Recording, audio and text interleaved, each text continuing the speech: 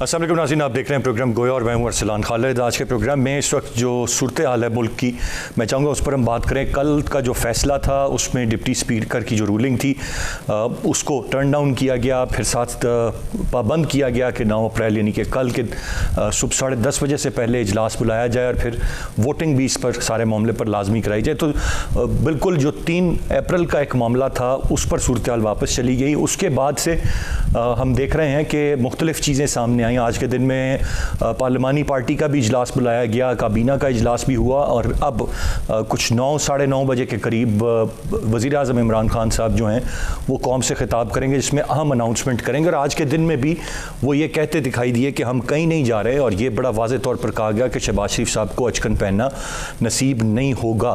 अब सवाल ये पैदा होता है कि जब अदालत मुल्क की आला अदलिया ने बड़ा वाज़े तौर पर पाबंद कर दिया तो फिर क्या ऑप्शंस हैं इमरान खान साहब के पास जिनको वो एक्सरसाइज करेंगे, क्योंकि ये मुख्तलिफ जगहों पर हम मुख्तलिफ वज़रा के बयानात भी सुन रहे हैं और वो यहाँ पर वाज़े तौर पर ये कहा जा रहा है कि ये इस वक्त जो पार्लियामान की बालादस्ती है वो ख़तरे में पड़ गई है इस फैसले के बाद। दूसरी जानिब अपोजिशन इस फैसले को अपनी फतह करार दे रही है, और जिस तरह से 3 अप्रैल से एक दिन पहले हमने देखा था कि मुख्तलिफ लोग वफाकी वज़रा के मूड में आ गए थे, अब दोबारा से वही सूरत हाल है। तो कल की फैसले के बाद की जो मीडिया टॉक्स थी या चीज़ें थी या आज की जो मीडिया टॉक्स हैं वो बड़ा वाज़े तौर पर यह बता रही हैं कि अब मुत्तहिदा अपोजिशन हुकूमती पोजीशन संभालने के लिए तैयार है। शायद लोगों को ये भी इल्म है कि किससे कौन सी वजारत संभालनी है, तो फिर उस मूड में। लेकिन अब इमरान खान साहब क्या कार्ड प्ले करेंगे ये एक अहम सवाल है। इसके साथ साथ कासिम सूरी जो डिप्टी स्पीकर हैं उन्हीं की रूलिंग थी जिसको टर्न डाउन किया गया, उनके खिलाफ भी अदम एतमाद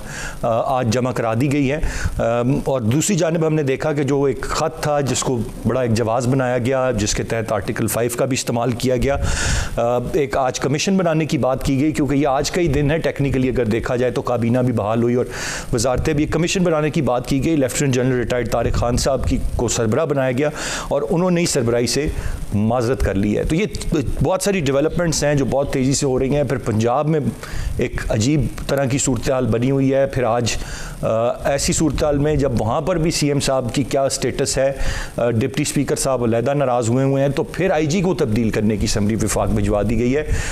ये भी एक मामला चल रहा है। तो मैं चाहूँगा कि तफसील से आज के प्रोग्राम में हम इस सारी सूरत हाल पर ज़रा तफसीली गुफ्तगू करें। गेस्ट पार्टिसिपेंट्स का तारुफ कराता चलूँ।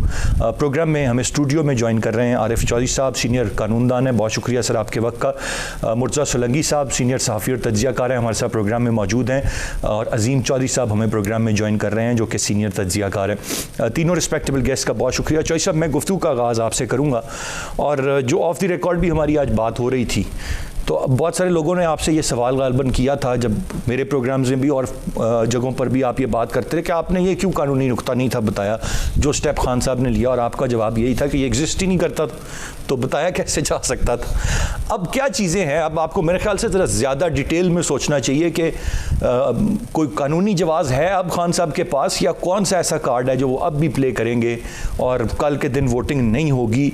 ये बहुत सारे लोग भी कह रहे हैं और फिर वो कह रहे हैं हम किसी सूरत नहीं जाएंगे, तो ज़ाहिर है वोटिंग होगी तो जाना है, और क्या तरीक़ाकार है।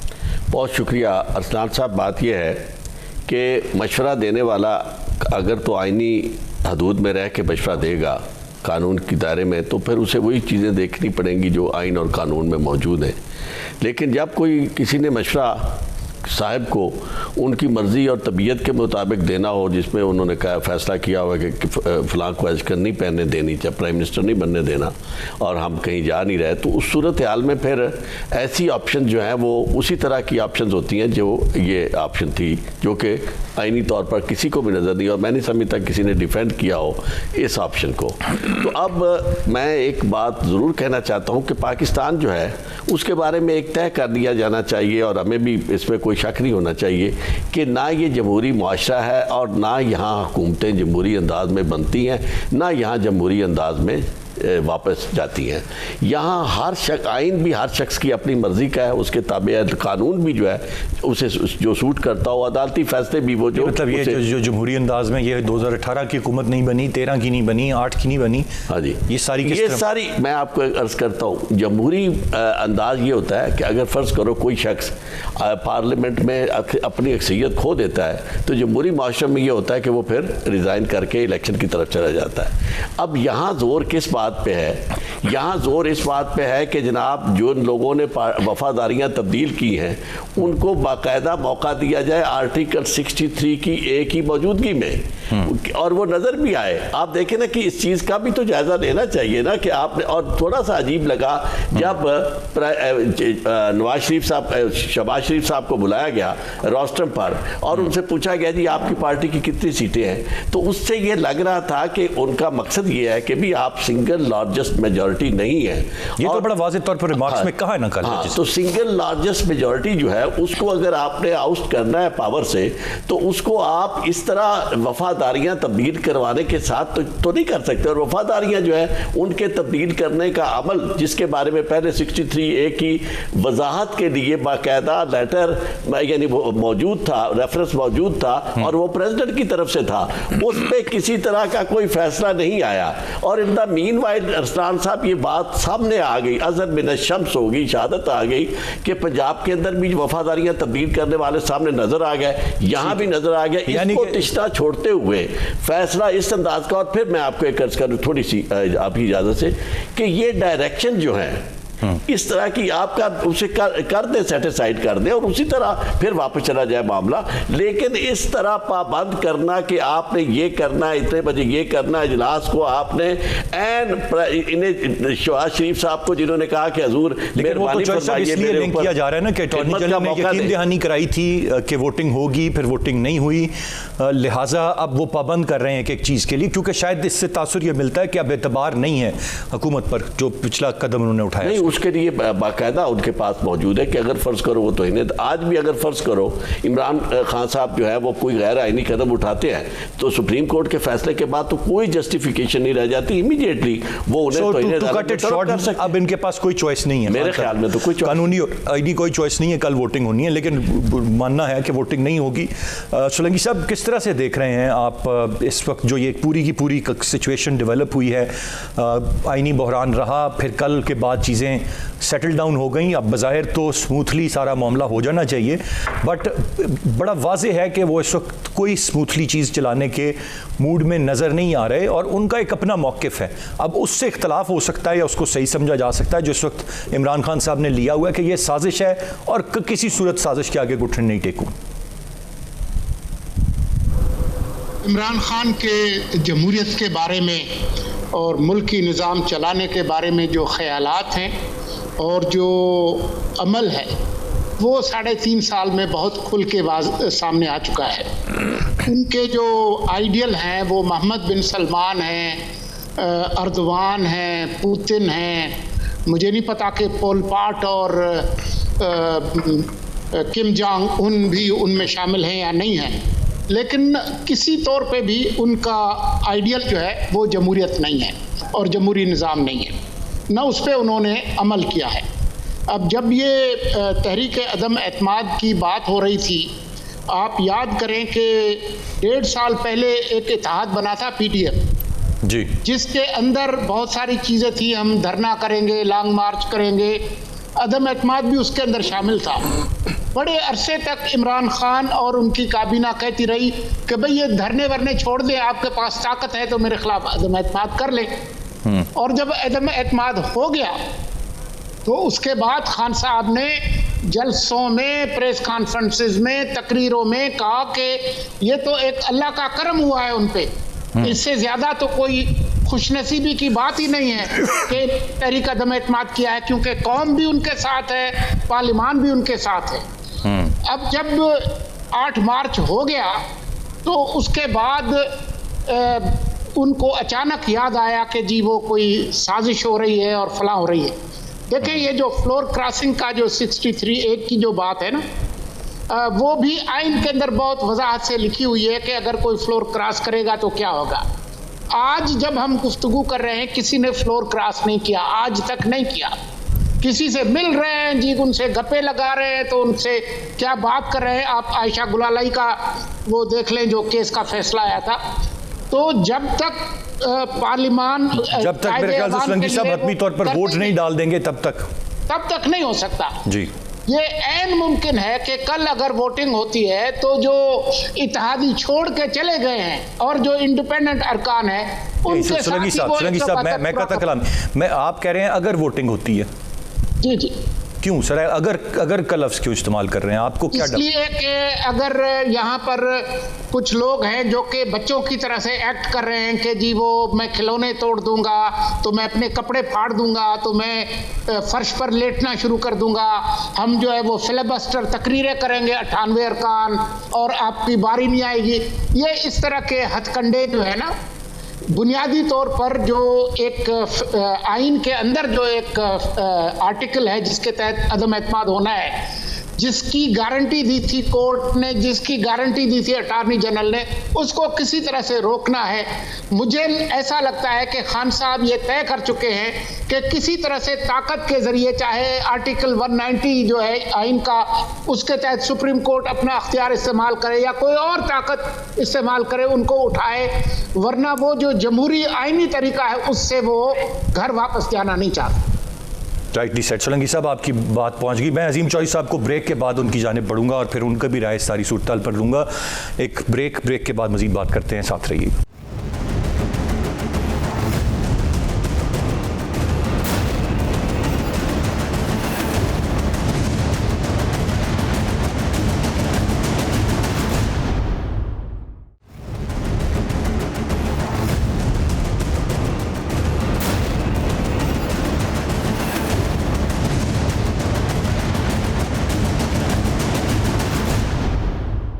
जी वेलकम बैक। मैं इस वक्त अजीम चौधरी साहब की जानिब बढ़ूंगा। चौधरी साहब कैसे देख रहे हैं इस वक्त जो एक सारी की सारी सूरत हाल बनी हुई है? इतना वैसे कॉम्प्लिकेट होना नहीं था चीज़ों को, अगर आइन के मुताबिक ही सब चलते और मामलात को चलाते, लेकिन अब तो खासी कॉम्प्लिकेशन इस वक्त हम देख रहे हैं कि बन गई हुई है और शायद तवक्को है कि आज रात मज़ीद कुछ कॉम्प्लिकेशन हो जाए, क्योंकि इशारे ऐसे ही मिल रहे हैं। एक ऐसी हुकूमत जो आइन को आम कानून के ज़रिए बदलने की कोशिश करे, उसके बारे में आप अंदाज़ा कर सकते हैं कि वो आइन पे कितना यकीन रखती है। ये सिंपल मेजॉरिटी से भी पास नहीं हुआ था बिल जिसकी मैं बात कर रहा हूँ। सेनेट की कमेटी ने इसको रद्द कर दिया था, लेकिन नेशनल असेंबली से इन्होंने उसको मंजूर करवा लिया था अपनी अक्सरियत की बुनियाद पर। तो ये तो इनका बिलीव है आइन पर। और अब क्या है, अब ये इस सूरत हाल में ले गए हुए हैं चीज़ों को, ये कोशिश करेंगे कि ये 2-3 दफ़ा मामला सुप्रीम कोर्ट में जाए।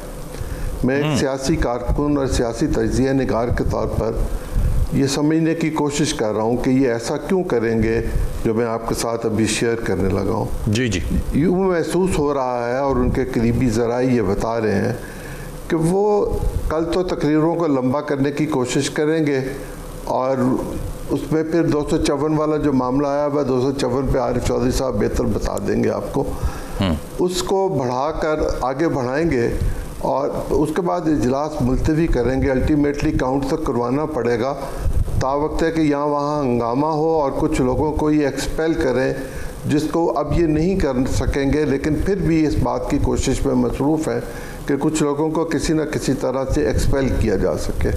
ये माजी में हो चुका हुआ है। जो दूसरी बात सुनने में आ रही है वो ये है कि जिस वक्त शहबाज ये जो कल पेश करेंगे असेंबली में, जो कोई कागज़ भी लेकर आएंगे और उस पर बहस करवाने की कोशिश की जाएगी, होगी या नहीं ये तो कल पता चलेगा, लेकिन उसकी रोशनी में एजेंडा में तो अदम एतमाद, एजेंडा में तो है जो जारी हो गया उसमें तो अदम एतमाद है। तो फिर क्या जब वोटिंग हो जाएगी और एतमाद का वोट अगर नहीं खान साहब ले पाएंगे तो फिर ये तो कल इवेंचुअली कल ही के दिन में होना है, या मतलब उस एजेंडा को ही नहीं कंप्लीट किया जाएगा या उस तक पहुंचे ही नहीं जाएगा? क्या मैं समझ नहीं पा रहा हूँ। 3 तारीख को भी एजेंडे पे वोट ऑफ नो कॉन्फिडेंस ही था, पॉइंट ऑफ ऑर्डर नहीं था। पॉइंट ऑफ ऑर्डर तो वहीं उठाया जाता है और पॉइंट ऑफ ऑर्डर की तशरीह ये है कि जब कोई चीज़ गैर कानूनी तौर पर हो तो उसकी निशानदेही की जाती है। यानी वो प्रोसीडिंग्स के हवाले से है नुक्ता, वो बाहर के मामलात के हवाले से नहीं है। इन्होंने उठाया और उसी की बुनियाद पर आर्टिकल 5 का सहारा लेके एक रूलिंग दी। उसके साथ जो हुआ सुप्रीम कोर्ट में वो हम सब जानते हैं।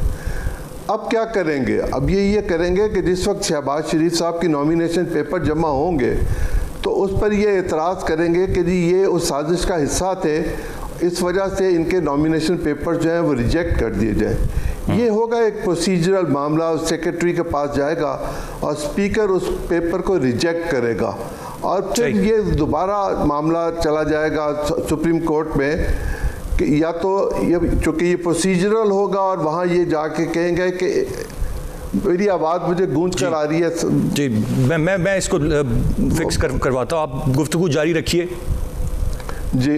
वहाँ ये मामला आ जाएगा कि चूँकि ये बहुत ज़्यादा, मैं दोबारा आता हूँ चौधरी साहब, मैं आपकी जाने आता हूँ, मैं ज़रा वापस इस वक्त तारिफ चौधरी साहब की जाने बढ़ता हूँ। चौधरी साहब, ये 254 का मामला है और जो बातें अभी जितना हम समझ पाए हैं, जो अजीम चौधरी साहब बता रहे थे कि किस तरह से प्ले अप कर सकते हैं, लेकिन उससे पहले नॉट टू फॉरगेट कि आज एक खिताब है जो अब से थोड़ी देर के बाद है और उसमें भी कुछ ऐलानात मुतवक्के हैं, कुछ चीज़ें मुतवक्के हैं। एक इंटरव्यू आज उन्होंने दिन में दिया जो कि मज़हब इस्लाम के गिर्द घूमता था, तो वो डिफरेंट था।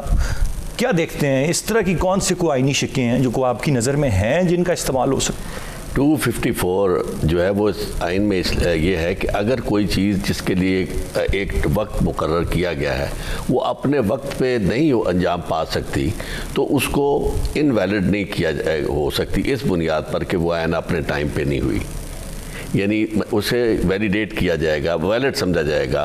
तो ये बहुत अच्छी अंदर की बातें ये बता रहे हैं और वाकई इस तरह की चीज़ें हो सकती हैं जो वो लाएंगे।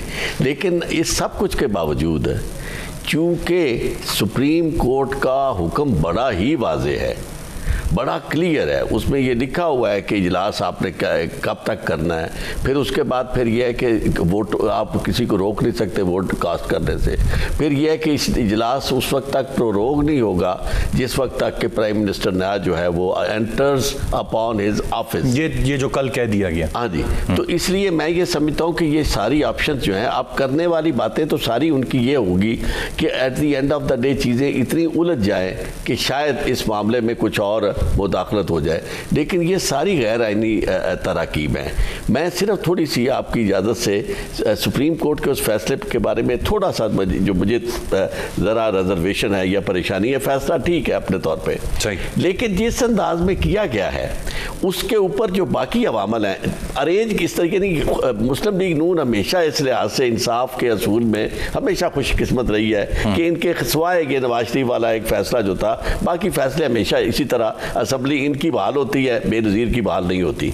लेकिन मामला जो मैं जिसकी तरफ निशानदेही करना चाहता हूँ कि इससे पहले ये अरेंज किया गया कि बार काउंसिल और bar association, supreme court bar association, उसे बाकायदा एंगेज किया गया, वो उनके वकील बन गए, हर मामले में आगे आगे हो गए। उसमें से एक को सेनेटर बना दिया बार काउंसिल के मेंबर को और एक दूसरा प्रेसिडेंट है बार का।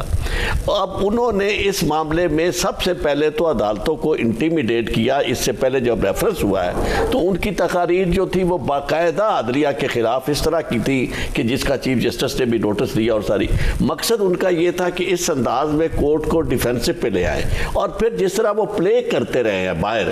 प्रेसिडेंट बार का क्या काम है कि वो कहे कि ये सारे ताने धो देंगे। जो मैं समझ पा रहा हूँ कि ये आप समझते हैं कि अंडर प्रेशर उन्होंने जुडिशरी को कर दिया। आई डोंट नो, लेकिन यानी मेरी ज़हन में ये आता है कि ये चीज़ें जो है ये तासुर कम अज़ कम कायम हो सकता है। और फिर बात ये है कि बाहर खड़े होकर उसका कहना मौलाना फजलुर रहमान साहब का कि जी हम नहीं मानेंगे अगर कोई ऐसा फैसला आ जाता है तो।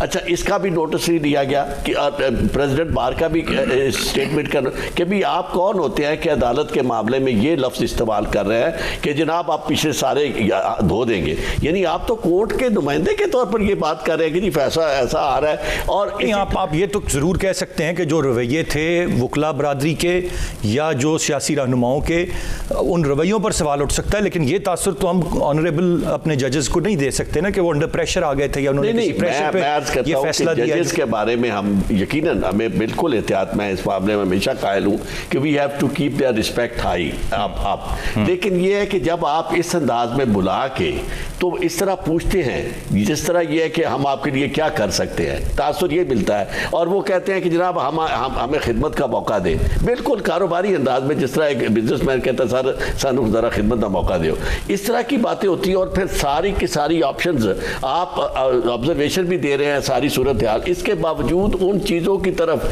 तवज्जो तक नहीं दी जाती। खत जो था उसको भले, यानी दो बातें जरूरी हैं, एक रेफरेंस जो आया था प्रेसिडेंट, सर इसको जरा सम अप करें ताकि मैं समझूं कि आप बात को ले जाना कहां चाह रहे हैं। के रेफरेंस को का फैसला कर देते इससे पहले, और ताकि मामला तय हो जाता और उन्हें ये कहने का मौका ना मिलता, भले उसको वापस भेज देते। लेकिन जब उनकी दूसरी, यानी कि आपकी जो कानूनी राय है उसके मुताबिक ये सब कुछ बहुत ठीक नहीं है इस वक्त, मतलब तासुर जो तासुर आना कि इंसाफ होता हुआ नजर आना चाहिए। हम गुफ्तगू को आगे बढ़ाते हैं, ब्रेक साथ रहिए।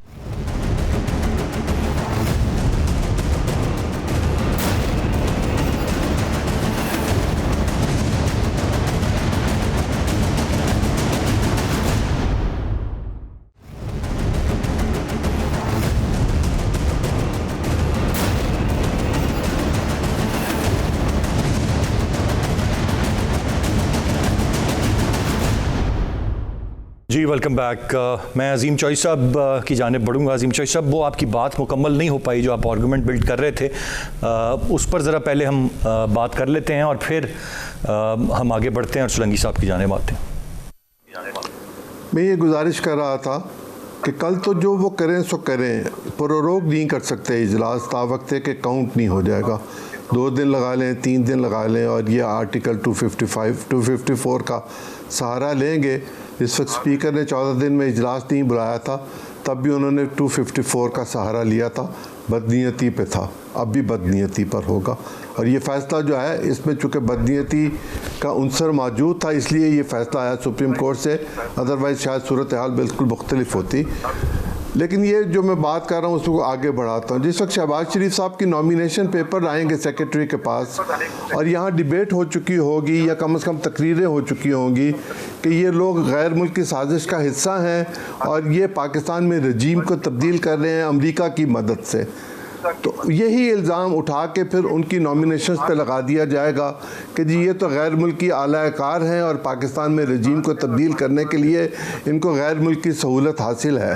बावजूद इसके कि वो इसको साबित नहीं कर सकेंगे, लेकिन स्पीकर साहब अपने इख्तियारात इस्तेमाल करते हुए शहबाज शरीफ के paper for prime ministership reject कर देंगे। ये एक प्रोसीजरल मामला होगा, कोर्ट में चैलेंज नहीं हो सकेगा।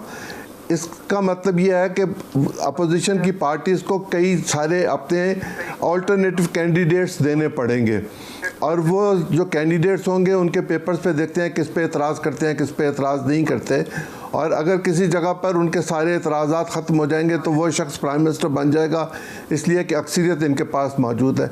लेकिन ये नाअक्बत अंदेश इस बात को महसूस नहीं कर रहे कि इस स्पीकर के ख़िलाफ़ भी वोट ऑफ नो कॉन्फिडेंस है, इसको भी चले जाना है।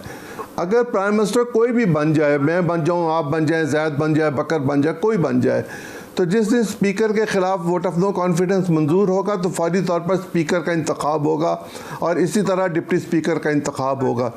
जिस भी शख्स को प्राइम मिनिस्टर बनाया गया होगा हाउस ने, वो इस्तीफ़ा देगा और अगले लम्हे के लिए वो दोबारा नई नॉमिनेशंस आ जाएंगी। इसको ये डिले कर सकते हैं, वो जो आखिरी बॉल तक लेकर जाना है। मुझे तो ये यूँ नज़र आता है कि बदनीयती की बुनियाद पर चीज़ों को लेकर चलेंगे कानूनी मुशगाफियों के ज़रिए और उसको प्रोसीजरल मामला बनाने की कोशिश करेंगे ताकि 69 के तहत वो कोर्ट ऑफ लॉ में चैलेंज ना हो सके। लेकिन क्या ये हो सकेगा कि नहीं हो सकेगा, ये सुप्रीम कोर्ट जाने और उसका काम जाने, मेरा काम नहीं है। एक बात और कहता चलूँ, इस बेंच में वो कौन से जज साहब वहाँ हैं जो नवाज शरीफ या शहबाज शरीफ या बाकी लोगों के हक़ में फ़ैसले देते रहे हैं? इन्होंने ही इन्हीं लोगों में से मौजूद हैं वो लोग जिन्होंने उम्र भर की पाबंदी लगाई, जिन्होंने डिस्क्वालिफिकेशन के मामलात को आगे बढ़ाया, जिन्होंने सज़ाएँ भी दी, जाने क्या क्या हुआ। यहाँ वो लोग मौजूद हैं। क्या साकिब निसार उनके हक़ में फ़ैसला कर रहा था? क्या आसिफ खोसा उनके हक़ में फ़ैसला कर रहा था? क्या गुलजार उनके हक़ में फ़ैसला कर रहा था? क्या नासिरुल मुल्क उनके हक़ में पहले फ़ैसला कर रहा था? कौन कर रहा था? और अगर जजों पर इस तरह इल्ज़ाम लगाना है तो क्या जज साहिबान अपने बच्चे बच्चियों की शादी ना करें? ये तो बहुत ही नॉनसेंस किस्म की बात है। आप ज़रा देखें चीफ जस्टिस का बैकग्राउंड देखें क्या है, किसका बेटा है, किसका पोता है, ये कौन लोग हैं, तो वाज़ेह हो जाएगा ये कौन लोग हैं। वो बच्ची पढ़ी लिखी बच्ची है, उसको खामखा रगेदा जा रहा है। अगर जच्चों की इस पे आरिफ चौधरी साहब का एक नुक्ता था सर, मैं वो भी उनसे लूँगा। अब ये आपने बात छेड़ दी, लेकिन मैं ज़रा मुर्तज़ा सोलंकी साहब की जानिब इस वक्त पढ़ता हूँ। सोलंकी साहब, ये जो तमाम तर चीज़ें बताई हैं अजीम चौधरी साहब ने, ये इस तरह की चीज़ें करके डिलेइंग टैक्टिक्स ये हो सकते हैं। अब सवाल ये है कि स्पीकर साहब जो असद कैसर साहब हैं, उनके हवाले से खबरें हम तक पहुँची थी कि जो गैर आइनी कदम जिसको अदालत ने कह दिया, जो कासिम सूरी साहब ने बतौर डिप्टी स्पीकर लिया था, वो असद कैसर साहब ने नहीं लेने से इनकार किया था। ये इतलात थी हमारे पास। अब आया वो ये इसी से कराएंगे या मजीद जो लोग इजलास की सदारत कर सकते हैं उनको बिठाकर उनके ज़रिए ये काम कराया जाएगा? और इत्तफाक करते हैं आप अजीम चौधरी साहब की बातों से? अजीम चौधरी साहब की बात से तो मैं इत्तफाक करता ही हूँ, लेकिन आप ये भी ज़हन में रखें कि अब स्पीकर और डिप्टी स्पीकर के खिलाफ भी तहरीक अदम एतमाद जमा हो चुकी है। खैबर पख्तूनख्वा के जो वज़ीर आला हैं उनके खिलाफ भी तहरीक अदम एतमाद जमा हो चुकी है। पंजाब के अंदर वज़ीर आला खुद ही इस्तीफ़ा दे चुके हैं और जो स्पीकर हैं और डिप्टी स्पीकर उनके खिलाफ भी तहरीक अदम एतमाद जमा हो चुकी है। तो ये ताख़ीर तो कर सकते हैं। ख्वाहिश मुझे लगता है कि जो शौक़ शहादत है इमरान खान का, वो चाहते हैं कि अगर वो वज़ीर आज़म नहीं रहते तो उनकी पार्टी भी तबाह हो जाए, मुल्क का सियासी निज़ाम भी तबाह हो जाए, कोई ऐसी गैर मामूली सूरत हाल पैदा हो जाए जिसमें या तो गैर आइनी तरीके से जो मावराए आइन ताकतें हैं वो आकर उनको हटाएं, या सुप्रीम कोर्ट एक इंतज़ामी हुक्म के तहत उनको घर भेजे। लगता ऐसा है कि वो पार्लियामान के ज़रिए घर जाना नहीं चाहते। वो पार्लियामान के ज़रिए घर नहीं जाना चाहते। और ये एक और अपने तरफ इशारा कर दिया कि अब वो कुव्वतों के हवाले से सोलंकी साहब बता देना, वो तो अब न्यूट्रल मोस्ट होने का सबूत दे रहे हैं। पहले भी गुंजाइश बनी थी। ये मुल्क में अभी 5 दिन आइनी बहरान रहा, किसी को नहीं पता था क्या स्टेटस है किसका। तो वो तो मेरा नहीं ख्याल है कि किसी भी तरह अगर वो ये चाह भी रहे हैं खान साहब तो ऐसी कोई सूरत। आपका ख्याल दुरुस्त है, सिर्फ गैर जानिबदारी की बात नहीं है। तमाम इदारे इस वक्त कोशिश कर रहे हैं कि आइन से दूर न जाए, जो आइन में तहरीर है उसी तरीके से काम करें। इसलिए उनकी ये ख्वाहिश के किसी गैर आइनी तरीके से उनको हटाया जाए। न मुल्क की हालात, न खित्ते के हालात, न मईशत के हालात, न बैनुल अक़वामी हालात ऐसे हैं कि ऐसा कोई कदम उठाया जा सके।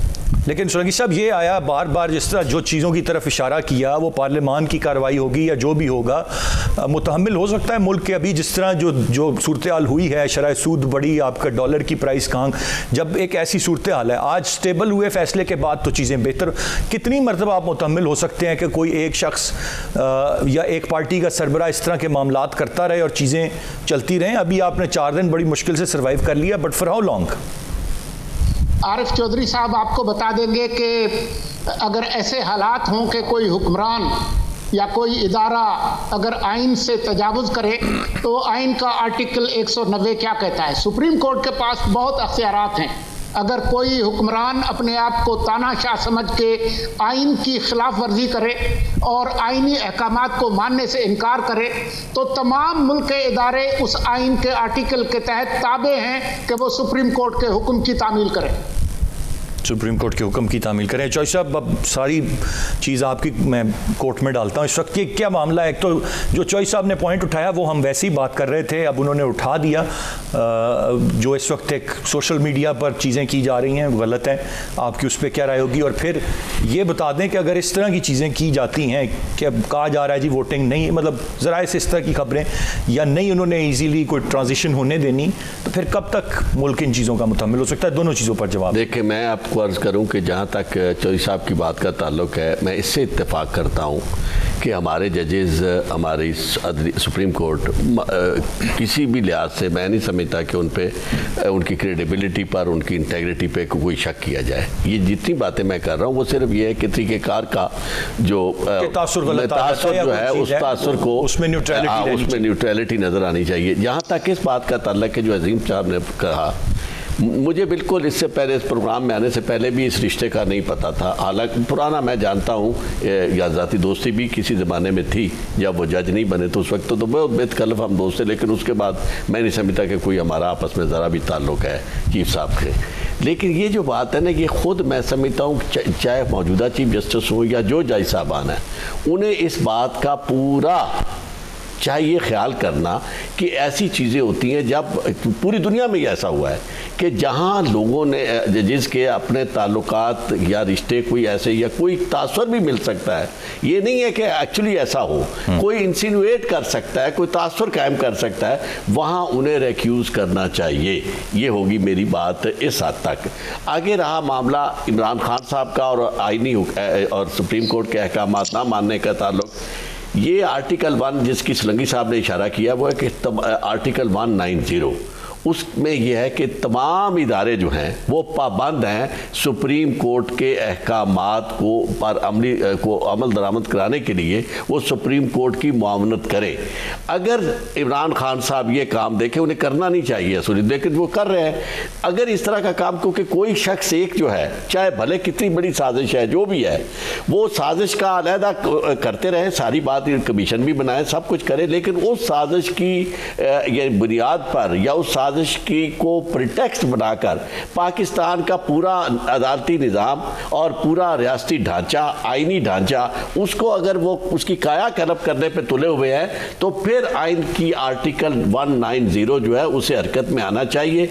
और नोबडी इज अबव लॉ, और कोई लाडला नहीं। मुझे एक आखिरी बात बताएं, फिर हम वाइंड अप करते हैं। चौधरी साहब, अगर कल जिस तरह से इंस्ट्रक्ट कर दिया गया अल्लाह दिलिया की तरफ से, वोटिंग नहीं होती या अगले वज़ीर आज़म का इंतखाब नहीं हो जाता, ये दोनों काम नहीं होते, तो फिर ये तौहीन अदालत के ज़ुमरे में आता है। और किस पे तौहीन अदालत? स्पीकर साहब पे तौहीन अदालत के ज़िम्मे में आएगा, चाहे वो उसमें यानी बराह रास्त तो ज़ाहिर है कि जो कर रहा होगा स्पीकर होगा या असम्बली में, तो उसको चूँकि पाबंद किया गया है, सुप्रीम कोर्ट के अहकामात वाज़े हैं, तो मैं नहीं समझता कि कोई सरे मुँह इनराफ़ कर सके। जो करेगा उसके खिलाफ तौहीन अदालत जो है वो आएगी एक्शन। अब सवाल ये पैदा होता है कि खान साहब के लिए कल कौन ये काम करने के लिए तैयार होता है, क्योंकि वो तैयार नहीं हुए थे जो स्पीकर साहब हैं एक्चुअली, तो डिप्टी स्पीकर साहब तैयार हो गए थे। अब सवाल इसी पर रहेगा कि कोई तैयार होता है नहीं होता है, क्योंकि अब वो शायद उस तरह से खान साहब को चीज़ों में सपोर्ट नहीं है अपने भी लोगों की जिस तरह से पहले थी। सो खिताब देखेंगे हम आज रात का, और बहुत सारी चीज़ें उससे वाज़े हो जाएंगी कि उसमें क्या नया सरप्राइज़ है, 3 सरप्राइजेज हैं या 5, और फिर कल का दिन भी खासा अहम रहेगा। तीनों रिस्पेक्टेबल गेस्ट का बहुत शुक्रिया। आज के प्रोग्राम से इतनी। अरसलान खालिद को इजाज़त दीजिए। अल्लाह ने के बाद।